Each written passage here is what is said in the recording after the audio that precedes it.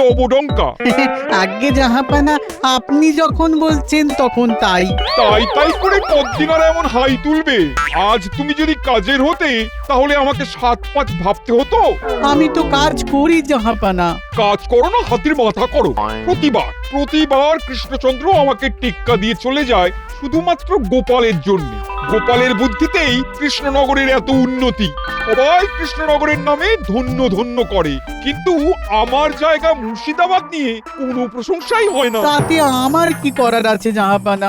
যার যেমন কপাল। থামো তুমি তো কিছুই করতে পারো না। তোমার না আছে বুদ্ধি আর না আছে জ্ঞান। যদি গোপালের মতন কেউ থাকতো তাহলে আজ মুর্শিদাবাদ কোথা থেকে কোথায় পৌঁছে যেত। গোপালের মতো কেউ নয়, গোপালকেই চাই আপনার। বোধ করি অন্য কাউকে আপনার মনে ধরবে না জাহাপানা। কি বললে? গোপালের মতন কেউ নয়, গোপালকেই দরকার। কিছু ভুল বললাম? জীবনে প্রথমবার একটা কথা তুমি ঠিক বলেছো। এবার এমন তো ফেলবো যে রাঘব বোয়াল ঠিক ছিপে উঠবে। না, আর একটু দেরি করলে চলবে না। চলবে না গিন্নি, আর একটুও দেরি করলে চলবে না। রাজসভায় যেতে দেরি হয়ে গেছে গিন্নি। কোন রকমের নাকে মুখে 4টি গুঁজেই ছুটতে হবে। বলে তুমি ছুটবে বলে কি সবাইকে ছুটতে হবে? হাতের কাজটা না সেরে আমি কিচ্ছুটি করতে পারবো না। তুমি না করলে আমাকেই বেড়ে নিতে হবে। তখন আবার এঁটো কাটার বিচার করো না কিন্তু। সর্বনাশ! এবার দেবে আমার সব সগরি করে। ওকে দাঁড়াও, সব দিচ্ছি, সব ব্যবস্থা করে দিচ্ছি। ওরে বাবা রে, এই গেলাম রে। দেখো কাণ্ড, আমাকে খেতে দিতে গিয়ে নিজেই তো আছাড় খেয়ে পড়লে গো। এবার না পারবো খেতে আর না পারবো তোমায় ছেড়ে যেতে। তোমার ধরে রেখেছে। যাই করে তো সেই ধানাই পানাই করছো। তা যেখানে যাবে যাও না। কি ব্যাপার রে? মনে হচ্ছে কোমরটা চলে গেল রে। দিনে রাজসভায় গিয়ে কি যে লাভ হচ্ছে কে জানে।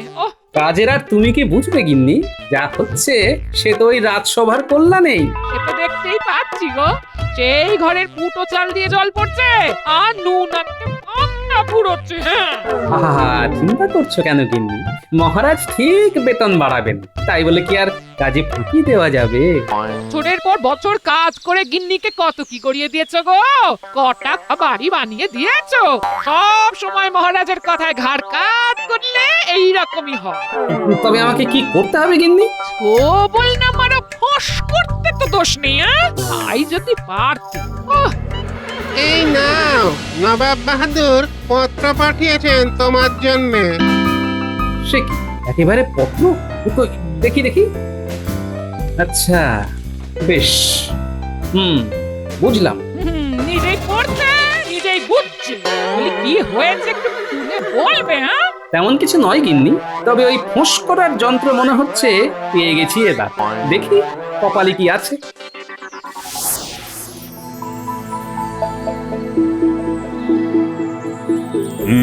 তাহলে মন্ত্রী, রাজ্যে সবকিছু ঠিক আছে তো? একেবারে সুশাসন চলছে মহারাজ। হ্যাঁ, তবে সেটা চালাতে গিয়ে আমার উপর একটু চাপ পড়ছে বটে। তবে মন্ত্রী হয়েছি যখন, তখন ওটুকু তো সামলাতেই হবে মহারাজ। কি উত্তম চিন্তা ভাবনা! যথার্থই আপনি প্রজাহিতৈষী মন্ত্রী মশাই। যাই বলুন আর তাই বলুন, আপনার তুলনা নাই। এত প্রশংসা সহ্য হবে তো মন্ত্রী মশাই? তবে যেভাবে মন্ত্রীমশাইয়ের চাপ পড়ছে তাতে মনে হচ্ছে অবিলম্বে মহারাজের কিছু ভাবনা চিন্তা করা প্রয়োজন। রাজ্য পরিচালনার জন্য আরো সভাসদের প্রয়োজন আছে কি? তুমিই বল মন্ত্রী। কি প্রয়োজন মহারাজ? কথাতেই তো আছে, অধিক সন্ন্যাসীতে গাজন নষ্ট। তাই যেমন আছেন সেটাই ঠিক আছে। না, কাজের চাপ বাড়ছে, বাড়তি কেউ এলেই ভালো। কি বলো গোপাল? খুব কি ভুল বলা হলো? নতুন কেউ আসা তো আর মুখের কথা নয়। তবে যারা সভায় আছে মহারাজ তাদেরই সবাইকে ধরে রাখতে পারবেন কিনা সেটা নিয়েই ভাবনা হচ্ছে। কেন গোপাল, এমন কথা কেন বলছো হঠাৎ?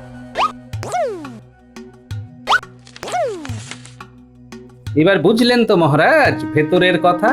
নবাব বাহাদুর মোটা বেতনে আমাকে মুর্শিদাবাদে ওনার দরবারে নিয়ে যেতে চাইছেন। সঙ্গে আরো অনেক সুযোগ সুবিধা। তবে কি গোপাল, সত্যি সত্যি তুমি এবার দল বদল করবে? সত্যি কথাটা হলো, নবাবের প্রস্তাবে আমার মাথা ঘুরে গেছে মহারাজ। আমি যে কি করে বসবো বুঝতে পারছি না। সে কি, সবার আগে তবে মাথাটা ঠিক কর গোপাল। না না, গোপালকে এই সভা থেকে ছাড়া যাবে না।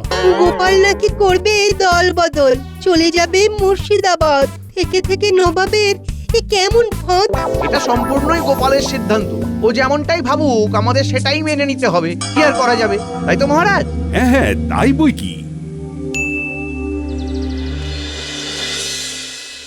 হয়েছে হয়েছে, এতদিনে কাজের মতো কাজ একখানা হয়েছে। আনন্দের কারণটা কি শুনি? একেবারে নাচতে নাচতে চলে এলে যে। আছে আছে আছে, কারণ আছে গিন্নি, কারণ আছে। মনে হচ্ছে এবার গোপালকে ঘাট থেকে ঝেড়ে ফেলা যাবে। কেন? কি এমন কুসমন্তর করলো যে গোপাল সুসুর করে ঘাট থেকে নেমে যাবে? আমাকে কিছু করতে হয়নি, যা করার নবাবই করেছেন ভেতরে ভেতরে। গোপাল দল বদলে নবাবের দরবারে চাকরি করতে যাবে। নবাব বললে গোপাল চলে যাবে? এটা কি মামার বাড়ির আবদার নাকি? অত সুযোগ সুবিধা পেলে গোপাল কেন, গোপালের ঘাড়ও যাবে। তাহলে বোঝো তুমি কেমন মান খাও মোটা। গোপালের এবার তত্তর করে উন্নতি হবে। সে ধরা ছোঁয়ার বাইরে চলে যাবে। এটা বুঝছো না? আনন্দ করছো? এই মরেছে। গিন্নি যে সবটা কেমন গুলিয়ে দিল। তোমার যখন নবাবের দরবারে চাকরি পাওয়ার মুরদ নেই, তখন এখানে এমন কিছু করো যাতে মহারাজের মন জয় করে বাড়তি সুযোগ সুবিধা আদায় করা যায় গো। তাহলে আমি ধন্য হব। তোমার জন্য এইটুকু করতে পারবো না? তাই আবার হয়? ভরসা রাখো গিন্নি, এই সুযোগে মহারাজকে একেবারে ফর্সা করে ছাড়বো।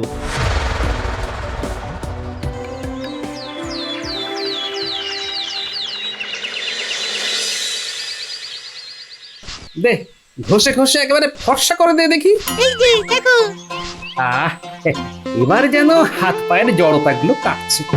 বড্ড আরাম হচ্ছে রে। নে নে নে, চালিয়ে যা।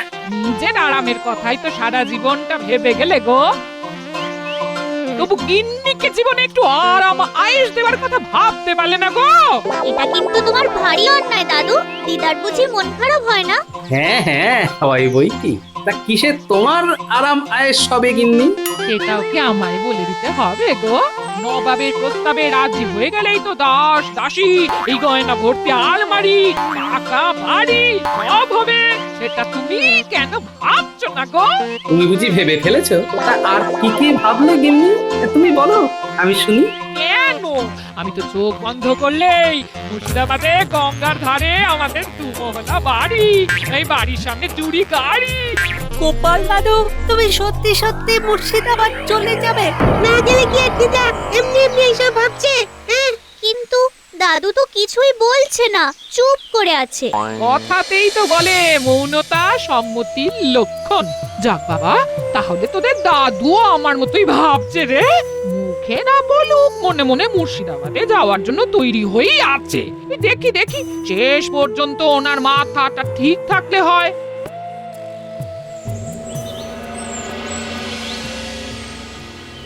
ঠিক নেই, ঠিক নেই। আপনি মুখে না বললে কি হবে মহারাজ? আমি ঠিক বুঝে নিয়েছি আপনার মন মেজাজ একেবারে ঠিক নেই। কি করে ঠিক থাকবে মহারানী?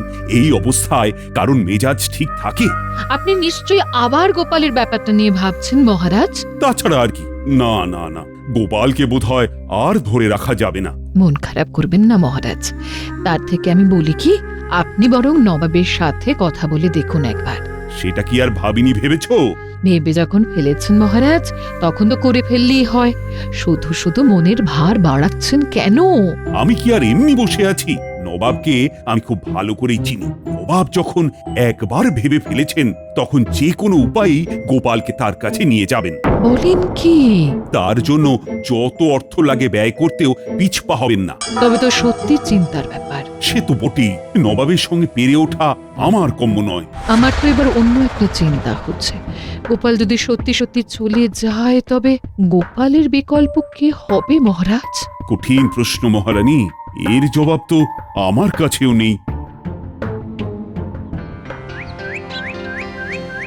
কে নেই ওই তো গোপালের আসন ফাঁকা। এতে আর অবাক হওয়ার কি আছে মহারাজ? গোপাল কি তবে সত্যি চলে গেল, তাও আবার আমাকে কিছু না জানিয়ে?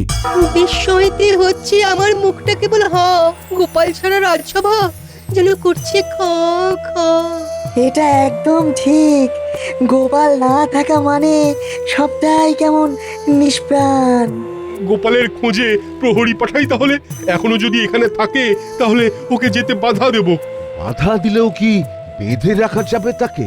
যে যাবার সে এমনি যাবে। সেই জন্যই তো বলছি, যে গেছে তার জন্য আফসোস না করে যে আছে তাকে নিয়ে মনটা ঠিক করুন মহারাজ। কিন্তু সেই বিকল্পটা কি? ধান ভানতে ভাঙা কুলো আমি তো আছি মহারাজ। দেবান, তুমি? আগে হ্যাঁ মহারাজ, মন্ত্রী মশাই খুঁজে খুঁজে আমার কাছে গিয়ে আমাকে রাজি করিয়ে নিয়ে এসেছেন কৃষ্ণনগরের হাল ধরার জন্যে। সে না হয় বুঝলাম, কিন্তু তুমি কি আর গোপালের মতো সব সামলাতে পারবে? বুদ্ধিতে গোপালকে বলে বলে 10 গোল দেবে ভগবান। তাই মহারাজ, গোপাল দল বদলালেও আপনার দল ভেঙে পড়বে না। আমি অন্তত সেটা হতে দেব না মহারাজ। আহা, দেখেছেন মহারাজ, দেখেছেন আপনার জন্যে, আপনার রাজ্যের জন্যে কতটা ভাবেন আমাদের মন্ত্রী মশাই। তাই তো দেখছি। ভেবে দেখলাম মন্ত্রী খুব একটা ভুল কিছু বলেনি। কোন ব্যাপারে মহারাজ? ওই যে কথায় বলে না, নেই মামার থেকে কানা মামা ভালো, এই দিয়েই এখন চলবে।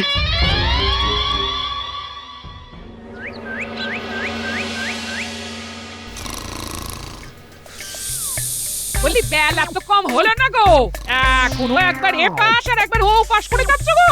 বলি এভাবেই শুয়ে শুয়ে কাটাবে নাকি কতটা একটু নাড়াবে? শুধু নড়ানড়ি করে কাজ কি গিন্নি? তার চেয়ে যেমন আছি তেমনি থাকি। কাজের মধ্যে দুই, খাই আর শুই। দেখো কাণ্ড, যত ডাকছি তত পাশ ফিরে ফিরে শুচ্ছে। না না না না, নবাবের কাছে যাওয়ার আগে যেন দিনে দিনে ইনি আরো আলসে হয়ে যাচ্ছেন। কিন্তু একে বিছানা থেকে তুলি কি করে? তুললে ভালো, না তুললে আরো ভালো। ভালো রে ভালো, তবে তুমিও শুনে রাখো, এইভাবে শুয়ে বসে থাকলে নবাবও চাকরিতে রাখবে না, তখন আবার কৃষ্ণনগরে ফিরে আসতে হবে। হ্যাঁ, তাতে আর ক্ষতি কি? যে কোনো একটা জায়গায় তো চাকরি থাকবে, তাহলেই হবে। ও দাদু, তুমি এখনো শুয়ে আছো? ওঠো ওঠো ওঠো ওঠো, তাড়াতাড়ি ওঠো। দেখি রে, তোরা তো দেখছি হাজির হয়ে গেছিস। খবর আছে দাদু, একেবারে খবর আছে। আমরা নিজের চোখে দেখলাম ভগবান দাদাকে নিয়ে মন্ত্রী মশাই রাজসভার দিকে যাচ্ছেন। বুঝিস কি, তার মানে হাওয়া বুঝে মন্ত্রী মশাই ঘোলা জলে মাছ ধরতে নেমে পড়েছে। বেশ তো, আমিও না হয় আরেকটু জল ঘোলা করি তাহলে।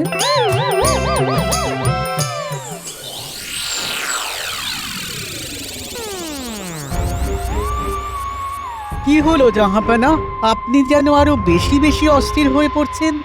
না না, একটু স্থির হয়ে বসুন না জাহাপানা। পারছি না, স্থির হতে পারছি না। আপনি যে মিছি কেন এত অস্থির হচ্ছেন সেটাই তো বুঝতে পারছি না। মিছি তুমি আর বুঝবে কি? আজ 2 দিন হয়ে গেল গোপালের কাছ থেকে এখনো কোনো উত্তর এলো না। তবে কি গোপাল আমার প্রস্তাবে রাজি হলো না? এই ব্যাপার, আপনি নিশ্চিন্ত থাকুন জাহাপানা, আপনার প্রস্তাব গোপাল ফেলতে পারবে না। তবে কি হলো? তবে বলে আবার ঠোক দিলে কেন? না মানে বলছিলাম কি, গোপাল এলে আমার চাকরিটা থাকবে তো জাহাপানা? যার যা ঠান্ডা। না ছোড় বান্দা। কি বললে? কই কিছু না তো। সেই ভালো, কিছু না বলে শুধু গোপালকে দেখবে আর শিখবে। সেগুড়ি বালি, আমি গোপালকে দেখবো না আর তাই কিছু শিখবো না। আবার কি বিড়বিড় করছো? না মানে বলছিলাম কি, যেমন চলছে তেমনই চলবে তাহলে। হতেই না, এবার তুমি নিজে যাবে কৃষ্ণনগরে, তাও একেবারে 1 মাসের অগ্রিম বেতন গোপালের কাছে নিয়ে। দেখি চোখের সামনে অত মোহর দেখলে গোপাল কি করে স্থির হয়ে থাকে। আমাকেই যেতে হবে? সে তো হবেই, তবেই তো গোপালের চোখ ছানা বড়া হবে, আর তারপরেই সে ছুটে ছুটে আসবে। হ্যাঁ,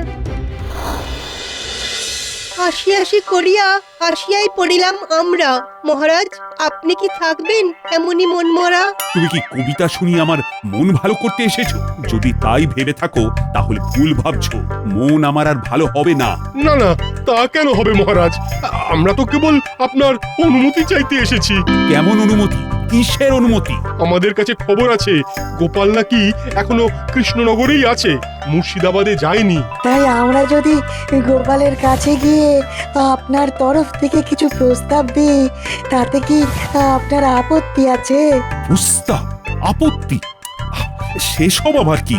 ভাবিয়া দেখুন তবে, তেমন কোনো প্রস্তাব কি মহারাজের আছে আগে পিছে? ভাবতে হবে। আমাকে আরো কিছুক্ষণ ভাবতে হবে। আপনি তাহলে ভেবে দেখুন মহারাজ, আমরা তবে এখন আসি।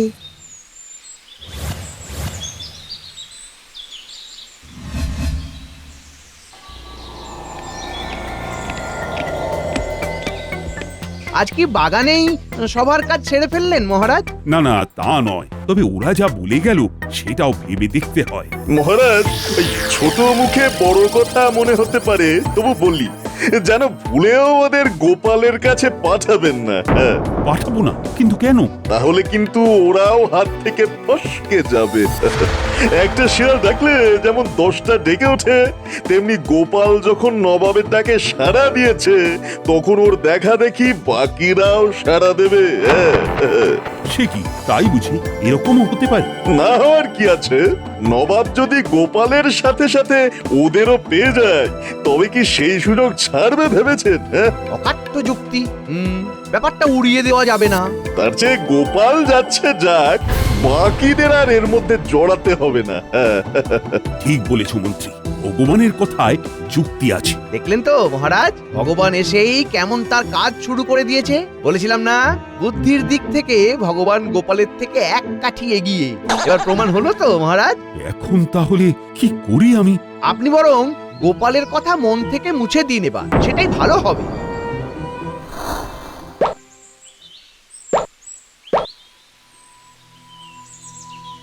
খেলছিস না কেন? মনে হচ্ছে খেলায় মন নেই। মন কি করে ভালো থাকবে? গোপাল দাদু চলে গেলে আমাদের কি হবে ভেবেছিস? দাদু না থাকলে আমরাও থাকবো না। আমরাও কি তবে দাদুর সঙ্গে মুর্শিদাবাদ চলে যাব বলছিস? কিন্তু দাদু কি আমাদের নিয়ে যাবে? আর আমাদের বাড়ির লোকেরাই কি আমাদের ছাড়বে? তবে আমার মনে হয় দাদু নিজেই যাবে না, এখনো তো নিজে থেকে কিছু বলেনি।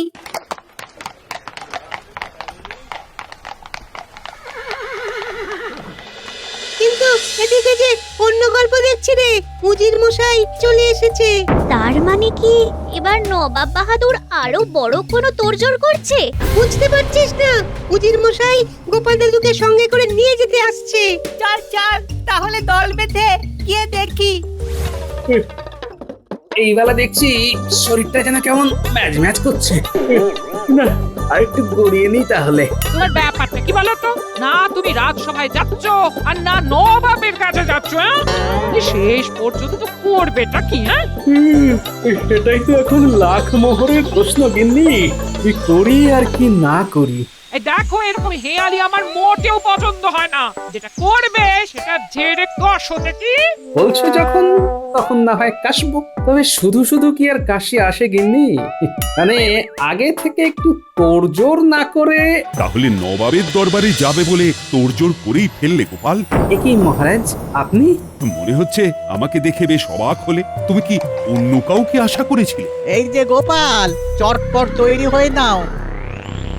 এবার যে বেরোতে হবে তা না, না কোনো রকম গড়িমসি করলে কিন্তু চলবে না। উজিরকেও এই সময়ই আসতে হবে। সে যাই হোক, যা হয় তা তো ভালোর জন্যই হয়। এবারেও নিশ্চয়ই ভালোই হবে। বুঝেছি কার জন্য অপেক্ষা করছিলে তুমি। আমি তবে আর দেরি করাবো না। তবে কি মহারাজ? বেতন ছাড়া তোমাকে লাখ লাখ মোহর আমি দিতে পারবো না বটে, তবে তোমার প্রিয় পাকা পেয়ারা আর সবেদা আমি তোমাকে খাওয়াতেই পারি, তাও আবার নিজের হাতে নিজের বাগান থেকে তুলে এনে। এই যে ওসব খাওয়া দাওয়া সরিয়ে রেখে গোপাল, তুমি বরং মোহরগুলো গুনে ফেলো তো চটপট। নবাব বাহাদুর অগ্রিম বেতন পাঠিয়েছেন তোমার জন্যে। বাহ, নবাব বাহাদুর বেশ পরিমাণ মতোই পাঠিয়েছেন দেখছি। হাতের লক্ষ্মী পায় না ঠেলে, যেমন যা পাচ্ছ গুছিয়ে নাও তো। আমি তবে আসি গোপাল। সে কি, যাচ্ছেন কোথায় মহারাজ? কোথায়? তুমি পাকাপাকি ভাবে এই রাজ্য ছেড়ে চলে যাওয়ার আগে আমার এখান থেকে চলে যাওয়াই ভালো গোপাল। জানি জানি জীবনে অর্থের প্রয়োজন আছে, তাকে কি আর অস্বীকার করা যায়? মহারাজ, অর্থ তো চাইলে আমি অনেক পেতে পারি, কিন্তু নিখাদ ভালোবাসা আপনার কাছ থেকে ছাড়া আর কোথায় পাবো বলুন তো? আমার কাছে অর্থ নয়, ভালোবাসার দাম অনেক বেশি। তাই আমি কোথাও যাচ্ছি না মহারাজ, কৃষ্ণনগরেই থাকছি। কি বলছো কি গোপাল? সত্যি সত্যি তুমি আমাকে ছেড়ে যাবে না? বড্ড ভালো, মাঝে মাঝে রাগ হয় বটে, তবে সত্যিও একদম অন্যরকম। আজ আমার চোখ খুলে দিলে। এই জন্যেই গোপাল তুমি সবার থেকে আলাদা। গোপাল